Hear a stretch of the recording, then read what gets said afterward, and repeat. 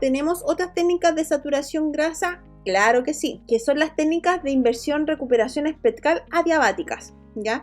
Este tipo de técnicas de saturación adiabática son un tipo de secuencia especiales que lo que pueden lograr es con un pulso adiabático, que es un pulso de aceleración, lograr que se vuelque solamente el vector de la grasa y así poder expresar todos los tejidos excepto la grasa. Esta técnica de saturación grasa es muy aceptable o nació en base a la necesidad de poder ocupar técnicas de saturación espectrales en campos inhomogéneos porque permiten hacer buenas saturaciones a pesar de las inhomogeneidades de los campos que puedan obtenerse. Por lo tanto, las técnicas SPIRE, que son las técnicas de inversión y recuperación adiabática, tienden a ser mucho mejor que las técnicas SPIR. Y ahora, además de ocupar esta técnica de pulso adiabático, se agregan un pulso destructor que permite que todo lo que pueda escaparse de este pulso adiabático con este pulso destructor no se van a expresar en la imagen resultante y por lo tanto no se van a condescender en la imagen resultante. Eso quiere decir que por ninguna forma señales similares a la grasa o señales iguales a la grasa se van a expresar en base a la desventaja de la inhomogeneidad del campo que se puedan dar. Bien, entonces, ¿cómo funciona el pulso diabático? No hay mucha información respecto al pulso diabático. Debo reconocer que me costó mucho tiempo encontrarla, pero lo que se logra o que se intenta lograr es que el vector de la magnetización del espectro de la grasa, o sea, los vectores exclusivos de la grasa, se tratan de manipular de manera adiabática mediante el movimiento vectorial producto de las gradientes, haciendo que se vuelque completamente con respecto al campo magnético principal. Eso quiere decir que mi vector va solamente de la grasa va a quedar completamente inverso con respecto al vector del resto del tejido que se encuentra local y que se va a estimular con mi secuencia base con la cual voy a trabajar, sea gradiente eco o spin eco, da igual. Ahora, las ventajas y desventajas ya las conocemos. Las SPIRE pueden trabajar de una forma espectral, adiabática, pero espectral, en campos magnéticos inhomogéneos o en estructuras donde hay una abrupta interfase de materia, como en el caso de mama tórax, que ahí sí que el cambio de materia es muy brusco y puede verse vulnerada la inhomogeneidad del campo, como se visualiza en el ejemplo. La imagen de la izquierda de su pantalla es una técnica de saturación grasa espectral, un SPIR cualquiera, y se fijan, la saturación de la mama no es completa, pero si yo aplico una técnica SPIRE, una de inversión recuperación espectral adiabática, me permite saturar de mejor forma esa estructura, pero con el contra de que estas secuencias se demoran un poquito más de tiempo, ¿ya? Como es una modulación adiabática del vector específico de la señal, hacen que no podamos aplicarlas en potenciaciones T1, sino que sean solamente manipulables en las técnicas, en las potenciaciones T2 y Db. ¿Por qué? Porque nos demoramos mucho tiempo en volcar de manera adiabática a este vector, haciendo que se pierda mucho tiempo residual, que es parte del módulo de ciclo de secuencia, ¿cierto? Por lo tanto, no podemos aplicarlas, físicamente es imposible aplicarlas en potenciaciones T1. Ahora, este tipo de saturación, si bien es cierto, habíamos dicho que la saturación grasa espectral aumentan el SAR de manera significativa o parcial. Estas técnicas, por ser una modulación vectorial, no suben el SAR, pero tengo mis aprensiones porque algunas bibliografías refieren lo contrario. Bajo mi experiencia, el SAR sí sube, así que hay que tener consideración dependiendo de la marca con la que estamos trabajando. Por lo menos en general sí sube el SAR, ¿ya? En el caso de Philips, la secuencia se llama SPIRE y en el caso de General se llaman ASPIR. Bien, también un ejemplo de lo mismo, en pelvis también son relativamente ocupadas estas secuencias. Si se fijan, la imagen de la izquierda, la imagen de la derecha de su pantalla, la pelvis, vemos que hay una homogeneidad significativa, solamente el segmento posterior de la pelvis se ve más blanca la grasa, ¿cierto? Pero en la imagen de la derecha, la misma pelvis, ya la vemos la saturación grasa mucho más homogénea. Entonces, ¿qué nos quiere decir esto? Que las secuencias, o sea, que la técnica de saturación SPIRE, que es la saturación adiabática espectral, que nos permite trabajar con FOV más amplios, ¿cierto? Porque mientras más me aleje de mi isocentro, la inhomogeneidad se expresa más. Pero con este tipo de técnicas de saturación grasa no se hace significativo esta desventaja, sino más bien están hechas para trabajar bajo esas condiciones, versus las técnicas de saturación grasa espectrales que tienen que trabajar en FOB bastante acotados para que no se expresen las inhomogeneidades de los entornos locales producto de las inhomogeneidades del campo, que me permitan que mi imagen resultante se vea un poco más desagradable visualmente y no se compensen las saturaciones grasas locales. Acá tenemos una diferenciación que mientras más espero mi delay, mayor va a ser mi caracterización de tejidos locales. Si yo espero muy poco tiempo, la señal de saturación va a ser muy brusca, ¿cierto? Se va a ver muy negra. No se ve muy cómodo visualmente caracterizar esa estructura. No es que esté malo, lo que pasa es que diagnósticamente no tiene muy buena referencia que sea tan dura la señal, ¿cierto?, de saturación. Mientras que si esperamos un poquito más podemos ver una mayor caracterización de los tejidos, de saturación de los tejidos locales que tienen que saturar la grasa, ¿cierto? Como en este caso parte del parénquima óseo, parte del parénquima graso subcutáneo, entre otras estructuras. Bien, entonces, en base a esta condición, mientras más tiempo de delay, de tiempo de inversión yo espere, porque es una técnica de inversión-recuperación pero espectral adiabática, mayor va a ser mi caracterización. En general se trabajan entre los 100 y 140 aproximadamente, algo bastante similar a lo que se trabajaba en el STIR. No se recomienda trabajar con un tiempo de inversión demasiado corto porque se hace muy potente, a menos que al radiólogo le guste trabajar con interfase de contraste muy brusca, ¿cierto? Muy dura, como se visualiza en la imagen donde dice 80 milisegundos. Ahora, ¿podremos saturar la señal del agua? Claro que sí, claro que podemos saturar la señal del agua. ¿Cómo podemos saturar la señal del agua? Mediante modulaciones. Dentro de las modulaciones tenemos modulaciones de pulsos binominales que se dan en la pirámide de Pascal, ¿cierto? Que sacan la cuantificación binominal de las ecuaciones cuadráticas en matemáticas, ¿cierto? Que eso lo vieron habitualmente en la básica o en la media, ¿cierto? Entonces, en base a este diseño matemático, me permite vectorialmente empezar a jugar con los vectores de la señal de la grasa y del agua, ya que en el proceso de relajación podemos llegar a trabajar en este conjugado vectorial que lo vamos a ver más adelante. Por lo tanto, mediante esta forma podemos saturar o la grasa o el agua. Pero, ¿de que podemos saturar el agua? Claro que sí, pero ¿será conveniente saturar la señal del agua? Ahí tenemos que evaluarlo. Ahora, ¿cómo trabajan estas secuencias? Trabajan principalmente en el decaimiento de la relajación del vector de la señal de grasa y agua. Si se fijan acá, solamente con el campo magnético están alineadas al campo grasa y agua, ¿cierto? Cuando yo lanzo un pulso, en este caso se asigna un pulso de 45 grados, se inclinan en un proceso de fase el vector de la grasa y el agua.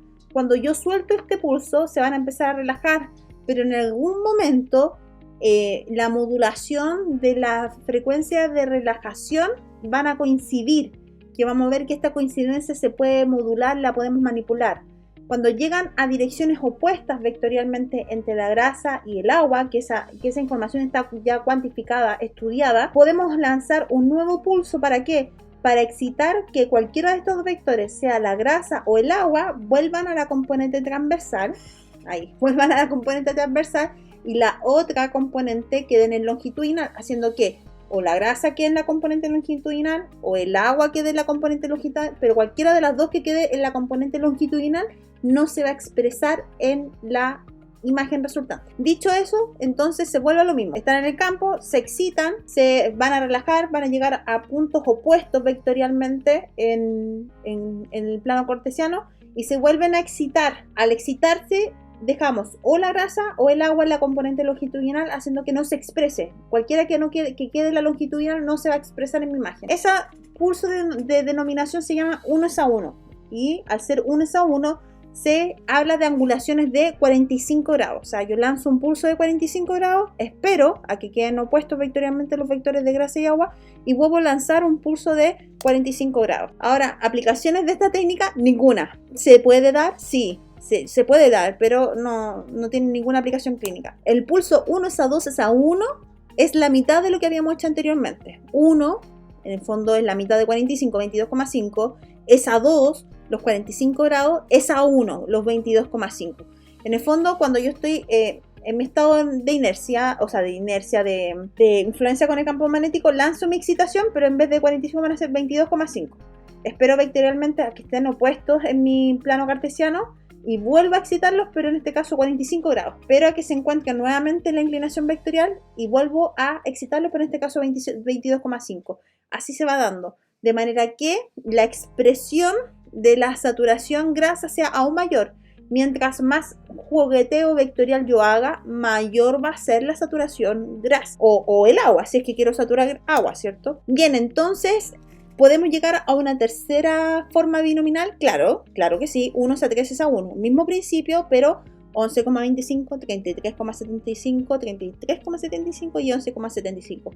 Haciendo que se fijen que la fuerza de saturación, en este caso de la grasa, es mayor. Mientras más combinaciones de angulaciones yo estoy haciendo para poder modular vectorialmente la señal de la grasa y el agua, va a ser mucho más fuerte, va a ser mucho mejor la saturación grasa. Y si se fijan, mientras mayor sea la modulación binominal, más homogénea, más estable va a ser la saturación vectorial del agua. ¿Ya? Estas secuencias se llaman PROSET en Philips. ¿Podemos ocuparlas en otras secuencias? Claro que sí, como las Contrast Enhancers que habíamos visto anteriormente para estudio de plexo braquial, plexo lumbar, o cuantificaciones de mielografías por resonancia. ¿Podemos ocuparlas en fases angiográficas? Sí, pero hay que tener una salvedad porque mientras más jugueteo yo voy a tener mi factor vectorial de agua y grasa, puedo empezar a anular ciertas señales como las del sifón carotídeo, que es una zona muy sensible cuando yo estoy haciendo técnicas de angiográficas, porque vectorialmente cuesta mucho expresarlas en este tipo de secuencias, así que hay que tener ciertos recelos si es que voy a ocupar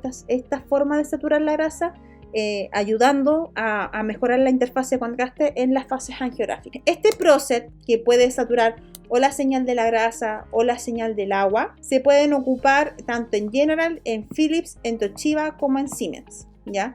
Estas técnicas hoy en día tienen gran utilidad, principalmente presentan unas nuevas formas de manejar las técnicas de saturación grasa, no tan específicas con espectros puntuales para la grasa, sino que por el jugueteo vectorial entre la señal de la grasa y el agua. Bien, ahora que hemos visto cómo podemos saturar la señal de la grasa a través del Chemical Shift de primer orden, podemos empezar a estudiar los Chemical Shift de segundo orden. Los espectros de la señal de la grasa y el agua en el proceso de relajación se pueden modular en su fase ondulatoria de la recogida de la señal. En algún momento llegan a coincidir la modulación de la señal de la grasa y del agua, porque tienen esta similitud en frecuencia, que si bien es cierto no es la misma, pero puede llegar a ser similar por la cercanía de los picos entre la señal de la grasa y el agua. Dicho esto, las técnicas de saturación grasa, Chemical Shift de segundo orden, lo que hacen es anular la condición de fase en este modulado de la onda conjugada entre la señal de grasa y agua. Cancelan la fase si es que llegan a coincidir en la ondulación de ondas en grasa y agua, ¿cierto? Este tipo de modulación no se da en toda la secuencia, se da en secuencias eco de gradiente, ya que estas secuencias no tienen pulso de 180 que permitan corregir, ¿cierto? Sino que nos aprovechamos de esta desventaja que no pueden corregir los entornos bioquímicos, haciendo que se pronuncie el Chemical Shift y de esta forma modular la onda para poder destruirlas en su condición de fase. Ahora, este Chemical Shift lo que puede lograr es que dentro de un mismo bolso, si se encuentra en la misma proporción agua y grasa, se manifiesta este artefacto, ¿cierto? Entonces, esta forma de mezcla que el equipo no es capaz de codificar, la puedo cuantificar y ocupar a mi favor en una secuencia que me permite demostrar ciertas patologías que tienen este principio, que componen agua y grasa en proporciones iguales dentro del mismo boxe. Por lo tanto, y dicho eso, nos vamos a acomodar a cómo a cómo se relaja la señal de grasa y agua, conjugación de la onda, de manera que van a haber ciclos de las frecuencias de eco de la grasa y el agua que van a coincidir, como dije anteriormente, y que van a encontrarse o en estado de fase o en estado de desfase. Ahora, las diferencias de eco que se pueden dar en ciclos para encontrar al agua y la grasa en fase y fuera de fase varían según el telaje, porque mientras mayor sea el telaje, la frecuencia del eco va a ser mayor, ¿cierto? Por lo tanto, a medida que aumenta el campo, mayor va a ser las diferencias que existen. En campos de 1.5 Tesla, la fase la encuentro cada 4,4 milisegundos. Como había dicho anteriormente, la onda de la grasa y la onda del agua en algún momento coinciden en fases de amplitud iguales, o en las amplitudes opuestas, ¿ya? En donde los valles se encuentran opuestos o los valles estén superpuestos, ¿ya? Por lo tanto, podemos decir que podrían haber dos estados, un estado de fase y un estado de fase opuesta o fuera de fase. ¿cierto? El estado de fase vectorialmente, los dos se encuentran vectorialmente juntos, por lo tanto sus señales contribuyen a la imagen. Pero cuando la señal o el vector de la grasa y agua se encuentran en estado opuesto, en vez de sumar a la imagen, destruyen en la imagen, ¿cierto? Porque sus valles se van a encontrar en amplitudes opuestas y se van a destruir. Viéndolo de una forma mucho más amigable, el espectro de la onda entre la grasa y el agua en algún momento coinciden en fase o en la sumatoria de amplitud de onda, o en la sumatoria negativa o la resta de las ondas, ¿cierto? Como se vieron en algún momento en las ondas mecánicas. Cuando suman las amplitudes o se juntan dos amplitudes de una onda, pueden sumar, ¿cierto? Que el tiempo de eco va a ser 4,4. Eso es un estado de fase. Pero en un tiempo de eco de 2,2, a la mitad del tiempo, nos vamos a coincidir en la oposición de estas ondas, en donde sus valles van a ser opuestos y al ser opuestos se van a destruir. Por lo tanto, si yo cuantifico esta información en mi imagen del espacio K, voy a lograr que al tiempo de fase, que es de 4,4 milisegundos, se va a aumentar la amplitud, por lo tanto va a sumar imagen, no se va a destruir nada. Mientras que en las fases opuestas o los valles opuestos va a haber una destrucción de la señal, por lo tanto esta señal no se va a expresar en la imagen. Ahora, importante considerar que este artefacto es muy importante porque cuando yo hablo de porcentaje de grasa y agua dentro de un mismo voxel, no estoy hablando de grasa macro, de grasa subcutánea, por ejemplo, porque la grasa subcutánea es muy grande a comparación a otras grasas. Cuando nosotros hablamos de proporciones de grasa y agua proporcionales dentro de un mismo voxel, estoy hablando de la grasa intracelular, porque el tamaño de las células es muy pequeño y las proporciones de estos contenidos no pueden ser tan desequilibrados en una célula. Por lo tanto, cuando yo estoy hablando de grasa, estoy hablando de grasa intracelular que pueda ser saturada con este tipo de artefacto, que es semi-cachif. El ejemplo más común que se puede dar donde podemos encontrar grasa dentro de una célula es a través del hepatocito, cuando hay hígado graso. Los hepatocitos tienen un sistema de vacuolas que pueden recolectar porcentajes de grasas importantes cuando hay una dieta desequilibrada alta en carbohidratos y grasas polisaturadas o saturadas, ¿cierto? Por lo tanto, como el hepatocito va acumulando grasa, pero no puede descompensarse con los niveles de agua, va generando una proporción igualitaria entre agua y grasa. Esa proporción entre agua y grasa la podemos cuantificar dentro de un mismo voxel, ¿ya? Así que cuando yo estoy hablando de chemical shift de segundo orden, estoy hablando de imágenes que pueda saturar a través de este artefacto, que lo habíamos visto como una desventaja inicialmente por medio de este tipo de patología. Si se fijan, en la imagen de la derecha estamos en una imagen potenciada, ambas imágenes son potenciadas en T1, pero la diferencia está en que la imagen de la derecha es una imagen T1 común y corriente como la que hemos visto en otras oportunidades, ¿cierto? Vemos que la grasa subcutánea se ve hiperintensa, la grasa peritoneal se ve hiperintensa y el hígado habíamos dicho que tiene un tiempo de relajación corto, ¿cierto? Por lo tanto, como tiene un tiempo de relajación corto, tiende a verse más hiperintenso con respecto a otros tejidos que son más acuosos como el vaso o los riñones, por ejemplo. Pero la imagen de la derecha es una imagen distinta. Si se fijan, en la periferia de la pared torácica se está expresando el artefacto chemical shift que habíamos visto al inicio de la clase, ¿cierto? Como se está manifestando el artefacto chemical shift, ese delímite en donde existía grasa y agua dentro de un mismo voxel, la probabilidad de encontrar estas proporciones, ¿cierto? Pero si se fijan, el hígado, a diferencia de la imagen de la derecha, se ve más oscura. ¿Pero por qué se ve más oscura? Porque probablemente dentro de los hepatocitos haya contenido graso. Y como hay contenido graso, las proporciones de agua y grasa son iguales dentro de los voxeles de mi imagen. Por lo tanto, como tengo porcentaje de grasa y de agua, se puede manifestar a través de artefactos de chemical shift. En el fondo, ¿por qué estoy viendo el hígado negro? Porque es el artefacto chemical shift, lo que estoy viendo en las periferias de mi imagen, como se visualiza en la imagen izquierda. Como estoy viendo el artefacto chemical shift a nivel muscular, por ejemplo, a nivel muscular veo el artefacto, ¿cierto?, alrededor de la cámara gástrica, estoy viendo el artefacto alrededor del vaso, también estoy viendo el artefacto, veo este artefacto de chemical shift que en el fondo en la traducción de artefacto se llama artefacto de tinta china, porque como bien dice su apodo, va formando un halo hipointenso, que es esta media luna que habíamos visto al inicio de la clase, pero en el hígado también tenemos grasa y tenemos agua en proporciones iguales, por lo tanto se va a manifestar y puedo saturarla, ¿cierto? Pero es porque estoy saturando grasa intracelular. Todas las otras técnicas de saturación grasa que habíamos visto anteriormente saturan grasa extracelular, grasa grande, grasa molecularmente grande, pero la grasa que yo puedo saturar a nivel del hígado y de otras patologías que tengan componente graso a nivel intracelular pueden coincidir con que en cierto estado donde se manifiesta el artefacto de tinta china, se pueden anular estos patrones, ¿ya? Es por eso que esta secuencia es súper útil para identificar esteatose hepática o hígado graso, ¿ya? Por lo tanto, la imagen de la derecha de su pantalla es la imagen que está en fase, que no destruye señal, suma señal, ¿cierto? Por ende lo vemos como un T1 común, ¿cierto?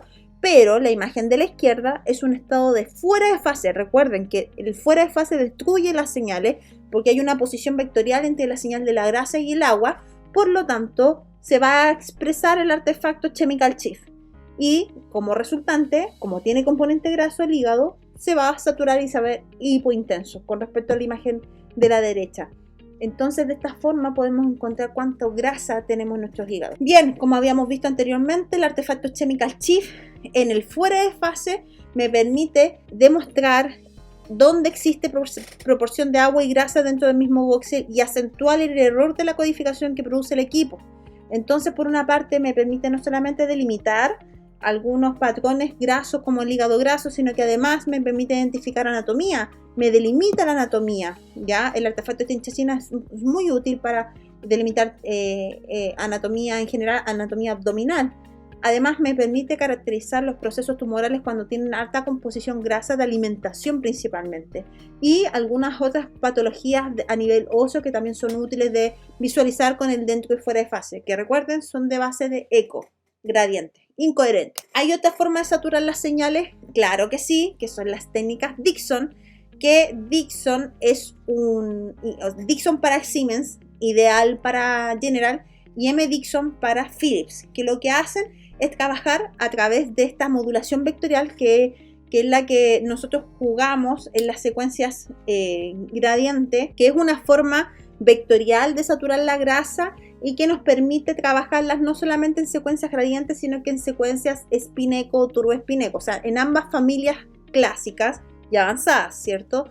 Esta forma vectorial que se parece en cierta forma a la técnica binominal me permite por este jugueteo de los vectores inexpresar o la grasa o inexpresar el agua. Bien, entonces como habíamos hablado anteriormente, cuando yo hago cuantificación vectorial voy a trabajar principalmente en las modulaciones matemáticas de los factores vectoriales de la señal de la grasa y el agua, o sea, no solamente voy a jugar con los vectores como en las secuencias binominales o las técnicas binominales de saturación de grasa-agua, sino que además tengo que manipular transformadas matemáticas que me permitan sustraer o sumar ciertas señales para finalmente obtener mis 4 pools de imágenes que voy a obtener, que es la imagen de fase, la imagen de fuera de fase, la imagen de saturación de grasa y la imagen de saturación de agua, ¿ya? Ahora, ¿cómo lo logro? Mediante la modulación de la onda, tal cual como habíamos visto inicialmente en los chemical shift de segundo orden, pero hace una modulación matemática, un algoritmo matemático que me permita cuantificar la modulación del ciclo de frecuencia agua-grasa. ¿Para qué? Sumar agua-grasa, restar agua-grasa, sumar fase y fase opuesta, o restar fase y fase opuesta. En el fondo es solamente modulación algorítmica matemática. De esta forma obtengo en una sola imagen resultante un pool de 4 imágenes. O sea, en vez de obtener una, estoy obteniendo 4 imágenes. La imagen de fase, la imagen de fuera de fase, la imagen de su saturación grasa y la imagen de saturación de... Acá también se aplicó el mismo principio. Aquí obtuve la imagen en fase, la imagen fuera de fase, la imagen de saturación grasa y la imagen de saturación de agua. ¿Qué tienen de especial estas formas de saturación? Es que como son vectoriales, no son influenciables por las inhomogeneidades del campo. ni las binominales, ni estas que son Dixon, sino más bien son mejorables debido a que no dependen del espectro de la frecuencia como tal, sino que juguetean en el ciclo de la onda resultante del eco de la señal de la grasa y del agua, haciendo que finalmente cuando yo quiera manipularlas en zonas de interfase de materia muy brusca, pueda mejorar esta condición vectorial, porque en el fondo no lo van a corregir completamente, pero sí me van a frenar un poco los efectos de inhomogeneidad local que pueden ser catastróficos, sobre todo en presencia de metales, con las técnicas de saturación grasa espectral. Y aquí tenemos un ejemplo muy claro. La imagen de la izquierda de su pantalla ocupamos técnicas de saturación grasa espectral, y como tenemos una prótesis metálica a nivel de la cadera izquierda, al aplicar la técnica de saturación grasa, como es una interfase de materia muy brusca, hace que la saturación se vea completamente inhomogénea. De hecho, todo el lado izquierdo no saturó la grasa, y lo poco y nada que saturó a la derecha lo saturó, pero así muy deficientemente. Mientras que con las técnicas Dixon, esta cuantificación vectorial me permite mejorar que todo mi campo se vea completamente homogénea la saturación de la grasa, y además pueda corregir las influencias de la presencia del metal. También me sirven para otras secciones del cuerpo que son muy influenciables por entornos de interfase materia, como en el caso del cuello, ¿cierto?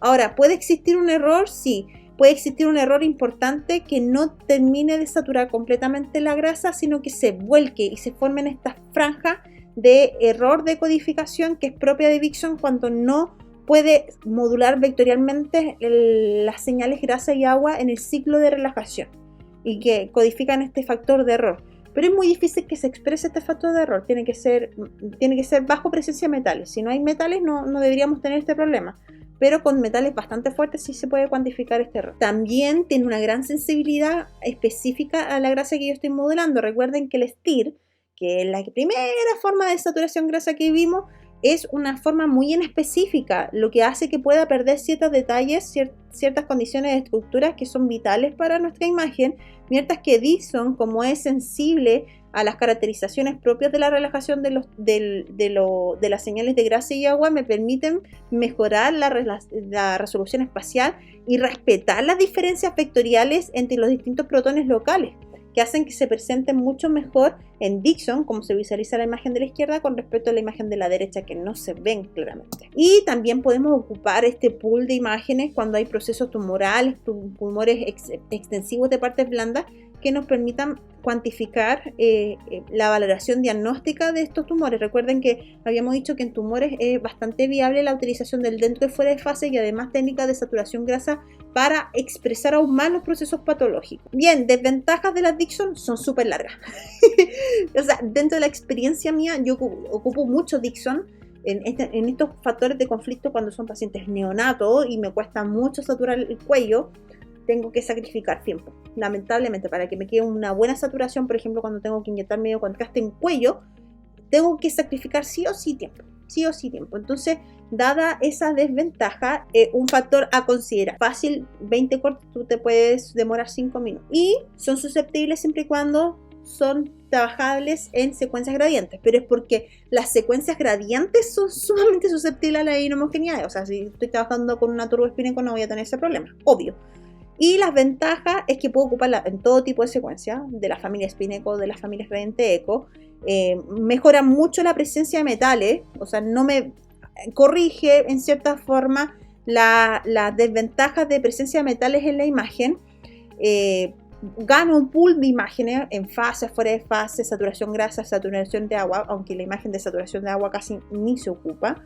Tiene buena relación señal-ruido porque juega mucho con el vector de la señal.